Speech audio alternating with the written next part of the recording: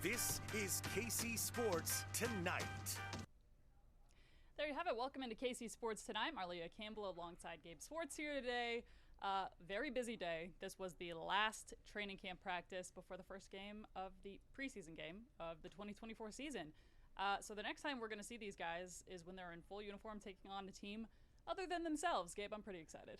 I'm excited. It sounded like Patrick Mahomes was excited today, saying he wants to see somebody's defense that's not Spags. I guess we'll see if it's for. I think the over/under is 2.5 or 3.5 plays. Do they get does the first team offense get a first down, or are they one and done like they were in New Orleans last year? Yeah, it'll be interesting to see. So Andy Reid laid that out today. He said the starters are going to play the first quarter, second string in the second quarter, 3s 3, 4. We'll see if that actually plays out. I'm with you, where I think they might pull a little cautious on the side of that and, take those guys out after maybe a series or two. But as of right now, we're going to be seeing the starters for the entire first quarter. I think realistically we might see like some of the starters for the entire first quarter, and you might see guys like Patrick Mahomes, Travis Kelce, if Chris Jones plays, which he sat out of practice today again, which we'll get into in a minute. I could see those guys getting pulled a bit early, but time will tell. Regardless, we will have real live action football, tackling, all of it. We have not really seen a whole bunch of that at camp. So it should be exciting, but especially for Chiefs fans who, even if you have made it up to camp, these guys have been going head-to-head against each other all offseason. You can, feel how tangibly itchy these guys are to take the field, hit someone else other than their teammates. You'll see on the bottom of the screen there a look at the injury report today, some of the key ones to note. I'll start with the latter two there. Chris Jones, still sidelined with a shoulder stinger. Kind of sounds like a tweak. Andy Reid didn't seem too concerned about it. And Nick Bolton's been out for about a week now, week and change, with an elbow tweak. Again, kind of sounds like they're playing that on the side of caution. The one I want to talk about, Gabe, that kind of rings the concern bell for me is Kadarius Toney. So when I saw that he wasn't practicing today, as folks might recall, he hurt his ankle last Wednesday, was sidelined until Monday. He practiced Monday, Tuesday, and he sat out today. So I thought, maybe he has an ankle setback. It turns out it was a stiffened up back, which is why he didn't practice today. That might sound like quote-unquote good news, that it wasn't a re-aggravation of that ankle, but I don't think so. Gabe, I'll let you start your thoughts on this. I don't think that there's anything positive with him missing practices, especially when he's in a position battle at the moment. I don't think that it's good in terms of his ability to get reps as a kick returner, as a punt returner, as a running back, as a wide receiver. It's just not, in general, a good sign for him to continue to miss practices. And if anything, it's a worse sign that it's just something random that we hadn't seen before. Ding, ding, so ding. Yeah, that's what I think too. I think it's just not a great sign. I don't know. I'd be very intrigued to see, A, if he plays on Saturday, and B, if he plays, which unit he is in, and how much of a participant he is.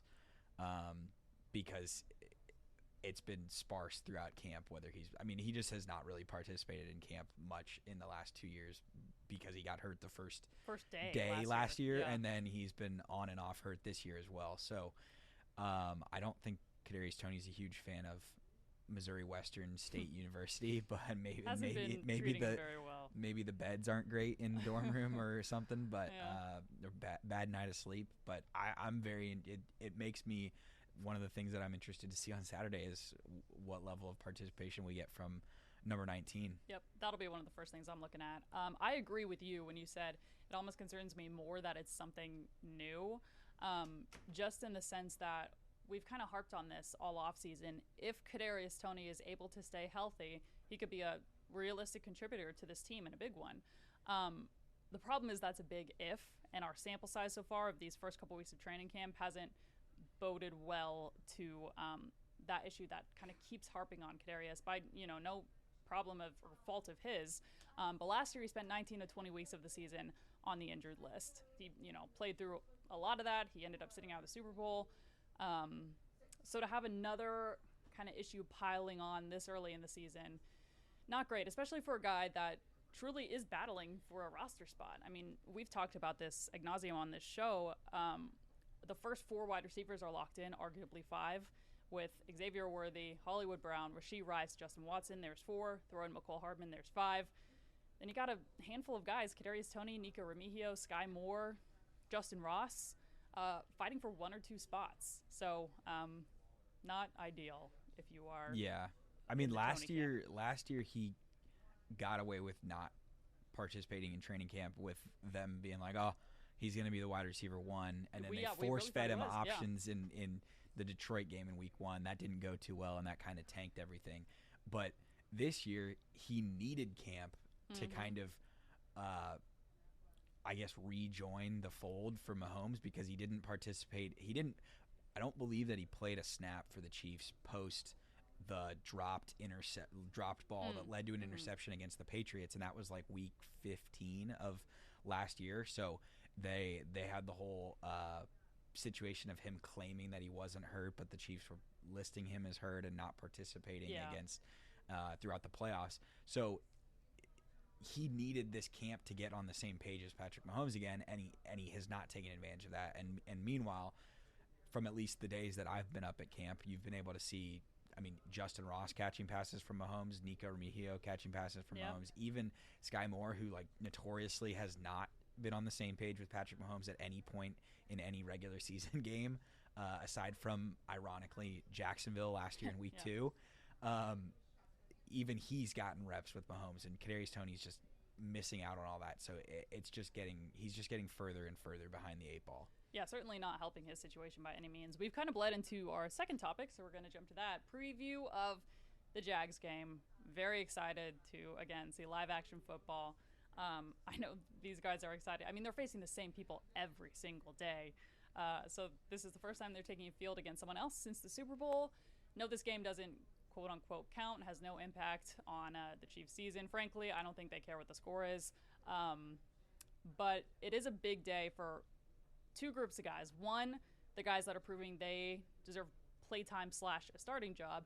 And 2, for the bottom tier of roster guys that are fighting for a spot on the 53, because we're less than 3 weeks out now from when we're going to cut this roster from 91 to 53. Going to come at us fast. I think we're going to have some surprise names that don't make this roster just because there are so few spots and there is a lot of talent and depth on this training camp roster. So, Gabe, maybe a headline or 2 that we haven't talked about being Kadarius Toney that you're looking forward to. I would stay in the wide receiver room and just say I don't think he's considered. I know he'll get a lot of reps with the starting unit, and he's expected to contribute a lot this season as a rookie, but I think he'll get plenty of run in a preseason game because we saw Rashee Rice get plenty of run in a preseason game. I'm very excited to see whether it's Mahomes throwing it to him or whether it's Carson Wentz throwing it to him, what Xavier Worthy looks like in a real game, in a setting with pads on against other teams. I want to see what he looks like. And then number 2, I'm really excited to see.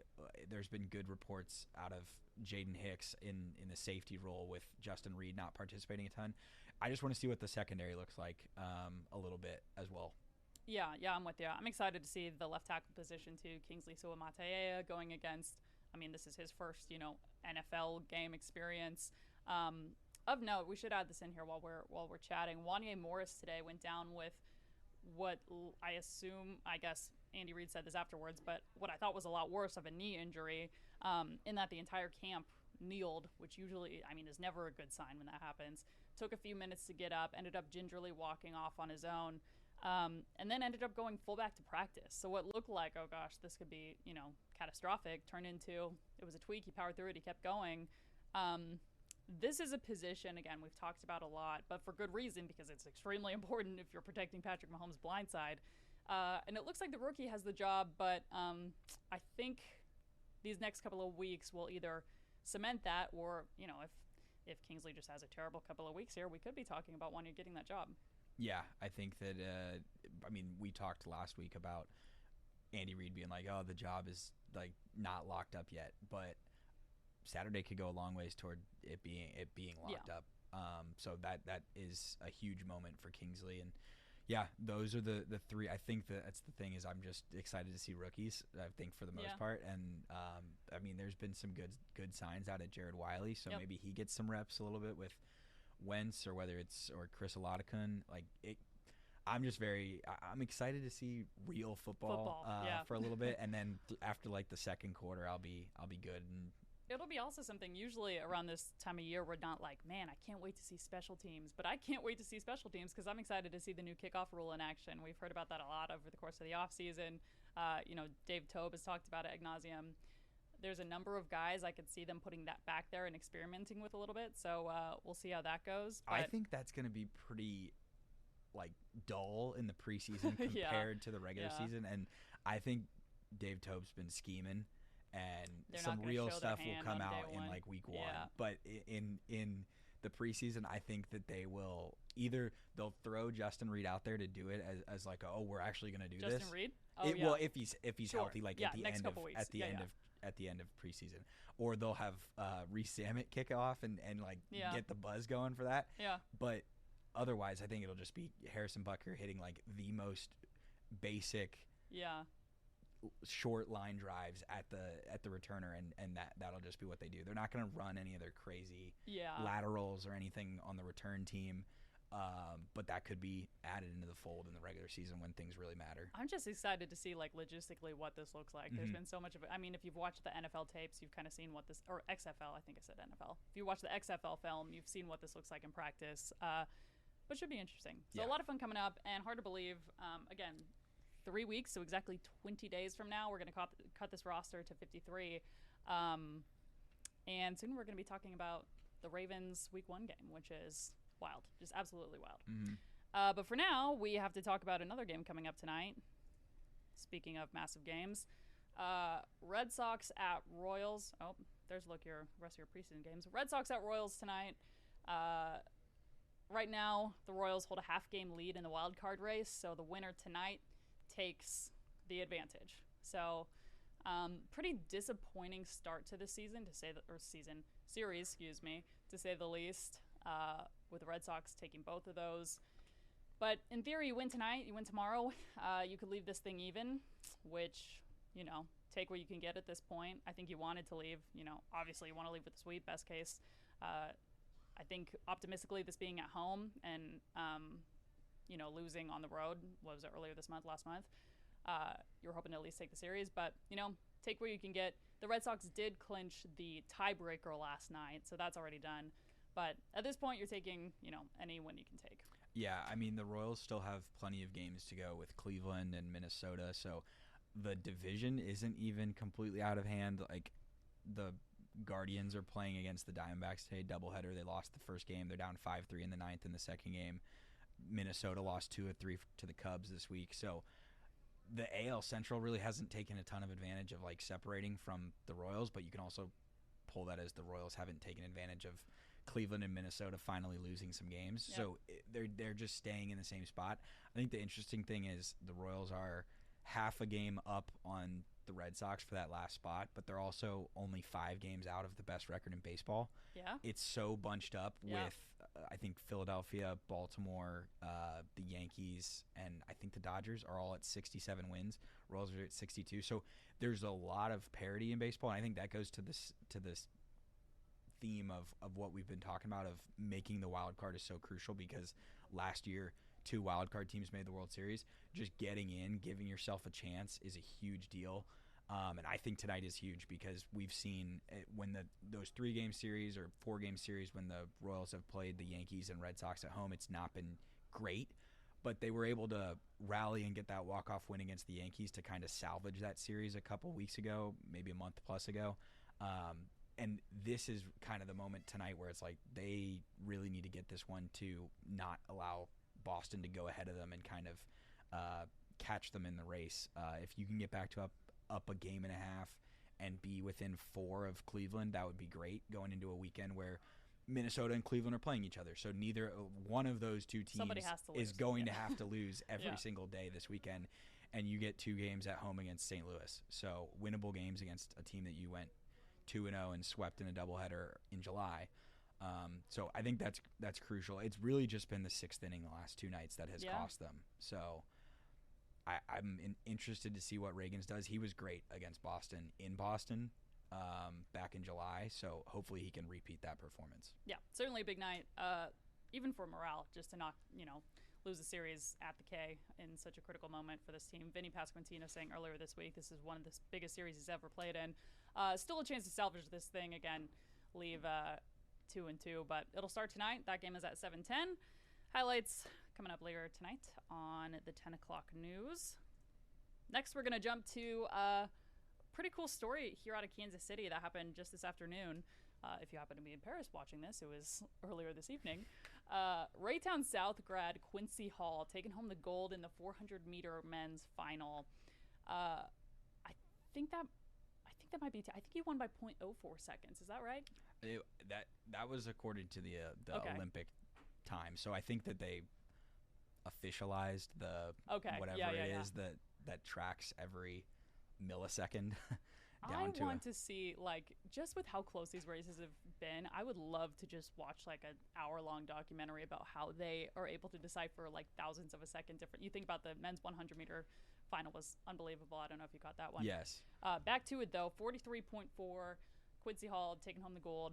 Pretty big news for Kansas City today, and it excited to see us, the city, represented on the international stage. Yeah, the race itself was. It didn't look like he was going to win for a while. I think when he was making the turn, he was in 4th or 5th. Mm-hmm. But it's kind of the same story that you had with the men's 100-meter final with Noah Lyles. And like the first 30 meters, he was.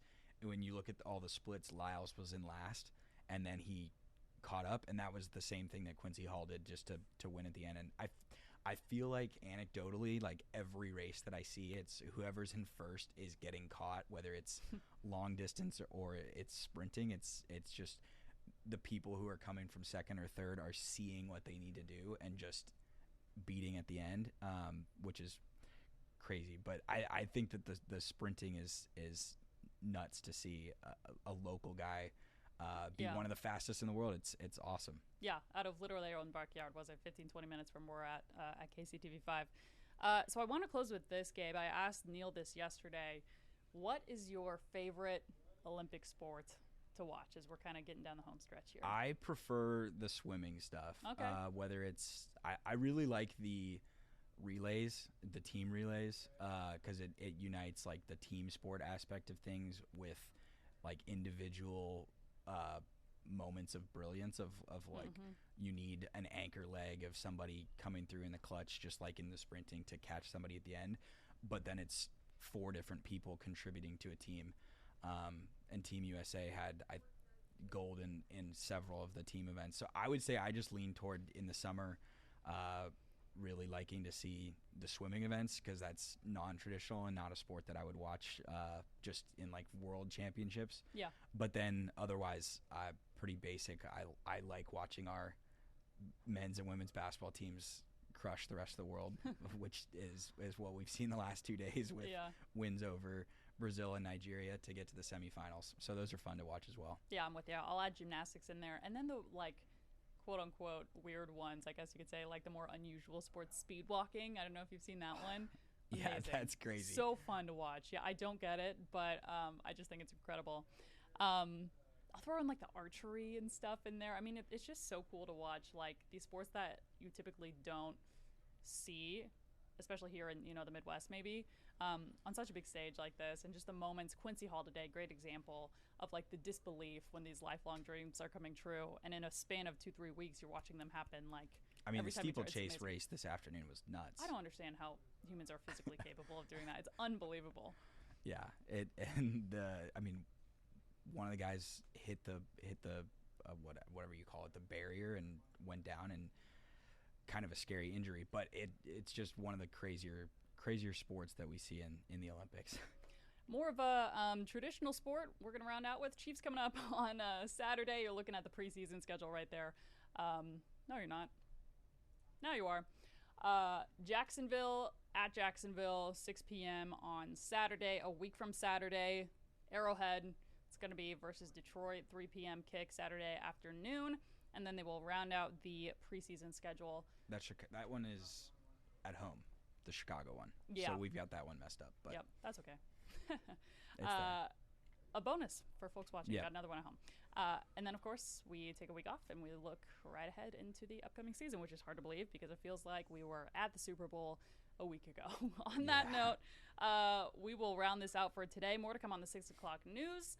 And a reminder, no Chiefs practice Thursday or Friday. They have the days off, both of those days. Doesn't mean camp is over, though. They're back next week in St. Joe. But that'll do it for us today, and we will see you on KC Sports Tonight tomorrow at 5:30. Have a good one, everybody.